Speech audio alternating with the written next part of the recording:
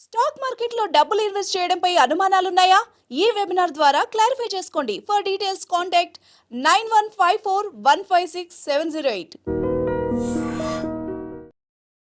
Hi hello నమస్తే, welcome to iDream. ఇవాళ వీడియోలో మనతో పాటు ఉన్నారు రమేష్ పసుపులేటి గారు, mutual fund distributor, investment planner. వారి మాటల్లోనే టిప్స్, సజెషన్స్, మ్యూచువల్ ఫండ్స్లో ఇన్వెస్ట్ చేస్తుంటాం కదా, ఏమైనా ఉంటే తెలుసుకుందాం. Hi sir.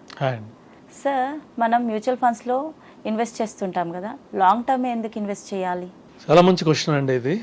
ఎందుకంటే మ్యూచువల్ ఫండ్లో లాంగ్ టర్మ్ ఎందుకు ఇన్వెస్ట్ చేయాలంటే, లాంగ్ టర్మ్ ఇన్వెస్ట్ చేసిన వాళ్ళే వెల్త్ క్రియేట్ చేశారు. ఓకే. మ్యూచువల్ ఫండ్ అనే కాదు, ఈక్విటీ మార్కెట్లో కూడా ఎవరైతే లాంగ్ టర్మ్ ఇన్వెస్ట్ చేశారో వాళ్ళే ఎక్కువ సంపాదించారు. సపోజ్ మ్యూచువల్ ఫండ్సే చూద్దాం. 1995లో ఒక ఫండ్ స్టార్ట్ అయింది. ఓకే. సో 10 రూపీస్తో స్టార్ట్ అయింది. ఇవాళ దాని విలువ 4,000 రూపాయలు.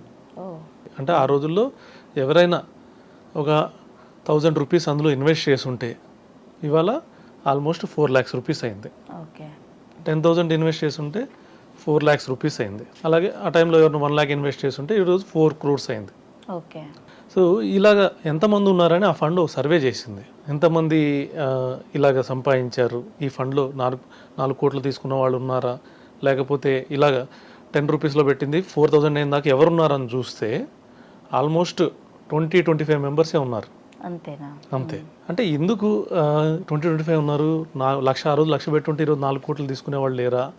లేకపోతే ఆ రోజు ఒక 10,000 పెట్టుంటే ఇవాళ ఆల్మోస్ట్ 4 లక్షలు తీసుకున్న వాళ్ళు, 40 లక్షలు తీసుకున్న వాళ్ళు ఎవరు లేరా అని చూస్తే అక్కడ ఎందుకు 20-25 మంది ఉన్నారని వాళ్ళు రీసెర్చ్ చేశారు. అందులో ఎందుకు కారణం అంటే అందులో కొంతమంది చనిపోయారు, ఇంకొంతమంది ఏంటంటే మర్చిపోయారు. వాళ్ళు ఏదైనా అడ్రస్లు మారారు. సో వాళ్ళ ఇంటికి పోస్ట్ వెళ్ళినా కానీ, లేకపోతే వాళ్ళ ఇంటికి unit statement, mutual fund statement పోయినా కానీ వాళ్ళు తీసుకోవడానికి అక్కడ లేరు. లేకపోవడం వల్ల వాళ్ళకి తెలియదు. అలా తెలియకపోవడం వల్ల ఇప్పుడు కోట్లు వచ్చినాయి ఆ ఫండ్లో. ఓకే. అప్పుడు 1,00,000 పెట్టేసి వదిలేసిన వాళ్ళు ఇప్పుడు 4 కోట్లు ఎంజాయ్ చేస్తున్నారు. అంటే ఈ విధంగానే వెల్త్ క్రియేట్ చేయగలం అన్నట్టు. లాంగ్ టర్మ్లో మనం చేయగలం. ఇప్పుడు వాళ్ళే కాదు, ఇప్పుడు వారన్ బఫెట్ అందరికీ తెలిసిందే, ఈక్విటీలో పెద్ద ఇన్వెస్టర్. ఓకే. ఆయన బెర్క్షైర్ షేర్ ఉంది. ఇది కూడా ఒకప్పుడు 10 రూపీస్తో స్టార్ట్ అయింది 58 years బ్యాక్. ఓకే. ఇప్పుడు 64,000 times పెరిగింది. ఓకే. అంటే అప్పట్లో ఎవరైనా 100 రూపీస్లో ఇన్వెస్ట్ చేసి ఉంటే లాంగ్ బ్యాక్లో సో 64 అంటే ఎంత పెరిగిందో చూడండి, 6.4 billion. ఇప్పుడు అంత పెద్ద అమౌంట్ పెరిగింది. సో దీన్ని బట్టి అర్థమైంది ఏంటంటే ఎవరైతే లాంగ్ పీరియడ్, లాంగ్ టైం, మన ఇండియాలో ఉండే పెద్ద ఇన్వెస్టర్స్ ఉన్నారు, రాకేష్ జున్జున్వాల్ కానివ్వండి, రాధాకృష్ణ దమాని గారు కానివ్వండి, వీళ్ళందరూ ఏంటంటే లాంగ్ టర్మ్ ఎప్పుడైతే ఈక్విటీస్ హోల్డ్ చేశారో ఆ విధంగా ధనవంతులైన వాళ్ళే. ఓకే. లాంగ్ టర్మ్ ప్లాన్స్లో మనం ఇన్వెస్ట్ చేయడం వల్ల మనకి వెల్త్ క్రియేట్ చేసుకోవడానికి స్కోప్ అనేది ఉంటుంది. షార్ట్ టర్మ్ పెట్టి తీసేస్తే ఏమవుతుంది, కొంతమంది ఏమనుకుంటారు, సరే ఇప్పుడు పెట్టాము ఒక 1 month ఆగి చూస్తారు, పెరిగిందని చూస్తారు. అవును. అక్కడ 58 ఏళ్ళు అయింది ఇన్వెస్ట్ చేసి వారన్ బఫెట్, ఇంకా వాటిని నమ్మకుండా ఆ షేర్ని అందులోనే ఉన్నాడు. ఓకే. సో అలాంటిది మనం పెట్టి 1 month తర్వాత ఏమైంది, 1 year తర్వాత ఏమైంది, 6 months తర్వాత ఏమైంది, మనకు కావాల్సిన టైం వచ్చిందాక మనం ఏ పర్పస్ పెట్టాము కొంచెం దాన్ని మర్చిపోయినట్టుగా ఉండిపోవాలి. అవును. సో అప్పుడు మనకి వెల్త్ క్రియేట్ చేసుకోవడానికి ఛాన్సెస్ అనేవి ఎక్కువ. అందుకే మ్యూచువల్ ఫండ్స్లో మనం చేస్తుంటాం. నెక్స్ట్, మ్యూచువల్ ఫండ్స్లో ఇన్వెస్ట్ చేయడం మంచిదా, గోల్డ్లో ఇన్వెస్ట్ చేయడం మంచిదా?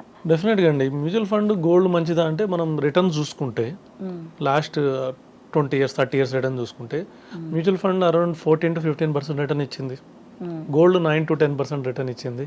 ఓకే. సో ఇక్కడ మనకు అర్థమైపోతుంది కదా, గోల్డ్ 9% రిటర్న్ ఇచ్చింది, మ్యూచువల్ ఫండ్ 14-15% రిటర్న్ ఇచ్చింది. ఎక్కడ ఇన్వెస్ట్ చేయడం మంచిదా అంటే మ్యూచువల్ ఫండ్ ఇన్వెస్ట్ చేయడం మంచిది. కాకపోతే మన గోల్ గోల్డ్ అనుకోండి. సపోజ్ మన ఎవరన్నా వాళ్ళ పాప మ్యారేజ్ కోసం గోల్డ్ కోసం ఇన్వెస్ట్ చేద్దాం అనుకుంటే ఇప్పుడే అవసరం లేదు కదా, ఒక 20 ఏళ్ళ వరకు అవసరం లేదు. సో 20 ఏళ్ల పాటు మ్యూచువల్ ఫండ్లో ఇన్వెస్ట్ చేయండి. ఓకే. సపోజ్ మీరు ఎంత అమౌంట్ బేర్ చేయగలిగితే అంత. సపోజ్ 15,000 మనం మంత్లీ ఎస్ఐపి రూపంలో ఇన్వెస్ట్ చేసుకుంటా వెళ్తే అది 15% రిటర్న్ ఇస్తే 20 years తర్వాత 2 crores అవుతుంది. ఓకే.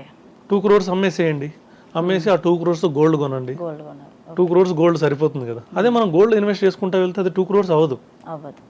9%తో తీసుకుంటే మనకు అది 8 yearsకి డబుల్ అవుతుంది. సో అప్పుడు అది 2 crores కాదు, 1 crore కూడా అయ్యే అవకాశం లేదు. సో ఇంత డిఫరెన్స్ వస్తుంది. 1 crore ఎక్కడ, 2 crores ఎక్కడ. అవును. పాప మ్యారేజ్ కోసం గోల్డ్ కావాలనుకుంటే మ్యూచువల్ ఫండ్లో ఇన్వెస్ట్ చేసి మీ గోల్ రీచ్ అయినప్పుడు ఆ మ్యూచువల్ ఫండ్ అమ్మేసి గోల్డ్ కొనండి. ఓకే. ఆ విధంగా మీరు గోల్డ్ అనే కాదు, ఏ ఆర్థిక గమ్యాలైనా, ఏ గోల్స్ అయినా కానీ మ్యూచువల్ ఫండ్స్ తోటి హై రేట్ ఆఫ్ రిటర్న్ తోటి మనం హై రిటర్న్స్ తోటి మన గోల్ని తొందరగా రీచ్ కావచ్చు, ఎక్కువగా రీచ్ కావచ్చు. మీరు ఆర్థిక విషయాల గురించి, మ్యూచువల్ ఫండ్స్ గురించి సెమినార్ కండక్ట్ చేయాలనుకుంటున్నారు కదా, ప్రేక్షకులకి అందులో మీరు ఏమేమి వివరించబోతున్నారు? డెఫినెట్గా అండి. ఈ ఆర్థిక అంశాల వీటిలో సెమినార్ రాబోతుంది. ఈ సెమినార్లో వాళ్ళకి అసలు ఏమేమి ఇన్వెస్ట్మెంట్స్ ఉన్నాయి ప్రస్తుతానికి అవైలబిలిటీ, ఇన్వెస్ట్మెంట్స్లో ఇన్వెస్ట్ చేస్తే ఎంత రేట్ ఆఫ్ రిటర్న్ వస్తుంది ప్రస్తుతానికి, వీటికి మించిన ఇన్వెస్ట్మెంట్స్ చేయడానికి పెట్టుబడి మార్గాలు ఇంకేమైనా ఉన్నాయా, వాటిలో ఎంత రిటర్న్ వచ్చే అవకాశం ఉంది, అలాగే ప్రస్తుతానికి గవర్నమెంట్ స్కీమ్స్ ఏమున్నాయి, ఈ గవర్నమెంట్ స్కీమ్స్ మంచిగా కాదా అంటే కొంతమంది ఎన్పిఎస్ అన్నారు, లేకపోతే సుకన్య సమృద్ధి అన్నారు. ఇప్పుడు కొత్తగా సుకన్య కాకుండా ఎన్పిఎస్ వాత్సల్య అని చెప్పేసి ఒక మంచి ప్రోడక్ట్ వచ్చింది.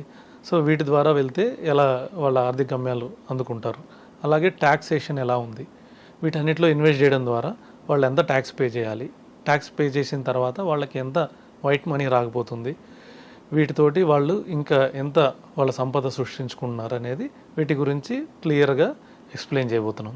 థ్యాంక్ యూ సార్, మీ విలువైన సమాచారాన్ని అందించినందుకు. మీకు ఇంకేదైనా డౌట్స్ ఏమైనా ఉంటే, తెలుసుకోవాలని అనుకుంటే, సార్కి కాల్ చేయాలనుకుంటే డిస్ప్లే అవుతున్న నెంబర్స్కి కాల్ చేసి తెలుసుకోండి.